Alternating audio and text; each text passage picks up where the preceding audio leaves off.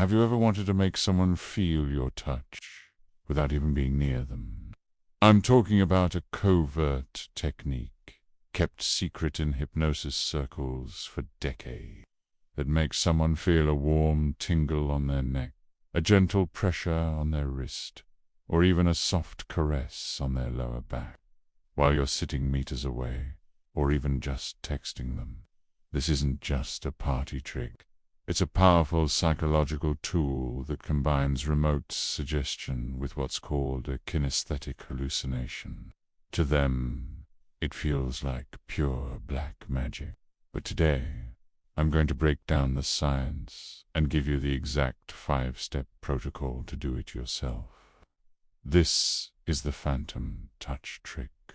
So, how is this even possible? It all comes down to how your brain works. Your brain is a prediction machine. It constantly fills in sensory gaps based on what it expects to happen. This is the same reason why amputees can feel phantom limbs. The brain's map of the body is still there, even if the limb isn't. When you combine intense, focused attention with very specific, embedded commands, the brain literally creates the physical sensation from scratch.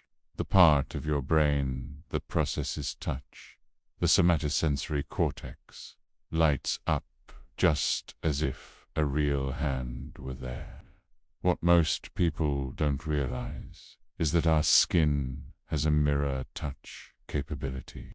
When we see someone else being touched, or even just imagine it vividly, our own nervous system can start to fire in response.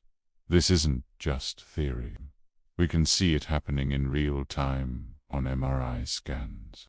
The brain can't tell the difference between a real touch and a perfectly suggested one. And we're going to use that to our advantage. Ready for the secret sauce? This is the 5-step phantom touch protocol. Follow this exactly, and you'll be amazed at the results. Step 1 is the attention hijack. You can't suggest anything to a distracted mind. You need to capture their full, undivided attention. The easiest way to do this is with a pattern interrupt. This is something that breaks their normal thought process. It could be a sudden, unexpected question, a subtle finger snap, or even just saying their name with a slightly falling, intriguing tone. For example, you lean in a little, make eye contact, and say, "Hey, have you ever noticed how sometimes," and then just trail off for a second.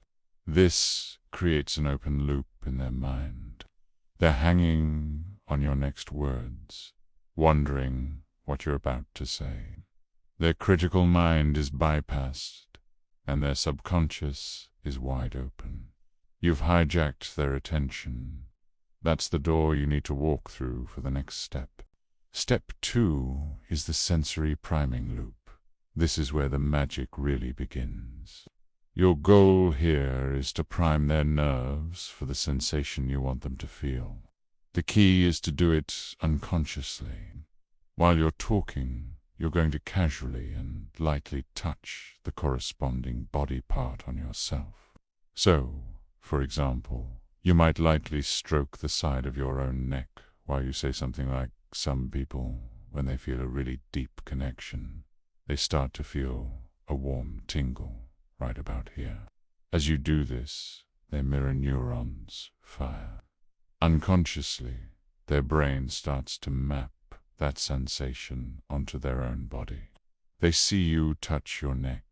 They hear the words warm, tingle, and their own nervous system begins to prepare for that exact feeling. You want to repeat this loop about 3 times with different sensory words. Maybe you mention a soft pressure or a gentle warmth spreading. You're layering the suggestion, building the foundation for the phantom touch. Now for step 3, the spatial disconnect. This is the crucial pivot. You've primed their mind and body. Now you stop touching yourself completely. take your hand away. But you continue describing the sensation. And this is important. You switch to the present tense. You're no longer talking about something that could happen. You're describing what is happening to them right now. You'll say things like, and you might be starting to notice that warmth spreading right now. Exactly where my voice is guiding it. Use very specific spatial language. Don't just say on your back. Say right at the base of your spine, just above your waistline, or just behind your left ear, where your hair meets your neck. Be a tour guide for the sensation. Your voice becomes the touch, because you've already done the priming. Their brain is now filling in the blanks, creating the physical feeling in the exact location you specify. Step 4 is the remote trigger. This is how you prove to them and to yourself that this is real. After about 60 to 90 seconds of describing the sensation, you're going to abruptly change the topic. Talk about something completely random, like what you did last weekend, or a funny movie you saw. Let that conversation go on for maybe 30 seconds, a minute at most. Then you casually drop a trigger word that you planted earlier. It could be a totally random word you wove into your description, like pineapple or velvet or ocean. The moment you say that word, their brain will instantly reactivate the neural pathway you just built. They will suddenly jolt or gasp because they will feel the phantom touch again, seemingly out of nowhere. This is the moment that blows their mind. The sensation is no longer linked to your description. It's linked to a trigger, proving it's happening inside their own nervous system. And finally, step 5, the text and distance version. Yes, you can do this over a text message or a phone call. The principle is exactly the same, but you have to rely entirely on the power of your words. You'll use a very similar script, hijacking their attention, priming them with sensory language, and then using spatial disconnects. You might text something like, quick random question. Can you focus for a second?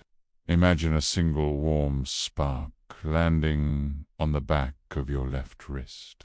Just a tiny point of warmth.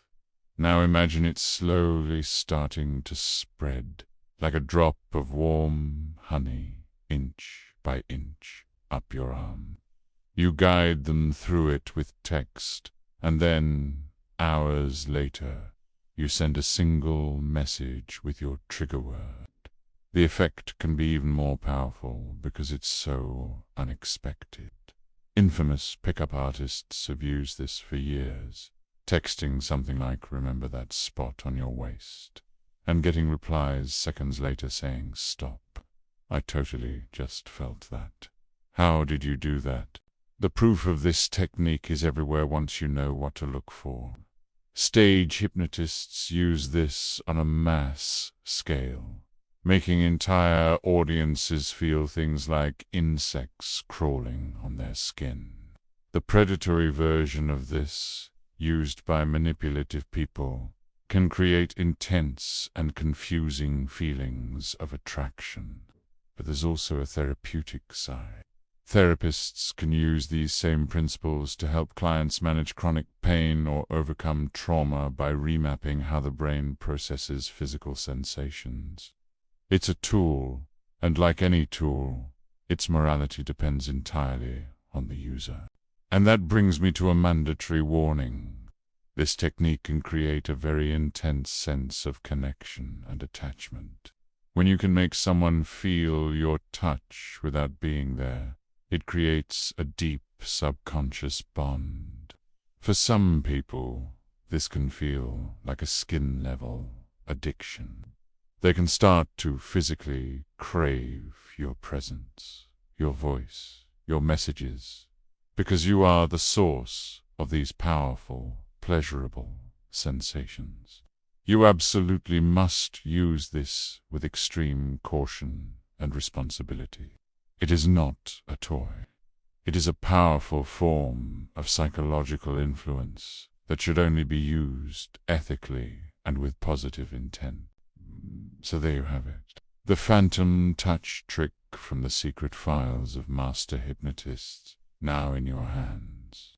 If you want the exact copy and paste text message script that works over Instagram or WhatsApp, the one that can make them feel your touch from miles away, comment the word phantom down below and I'll get it to you.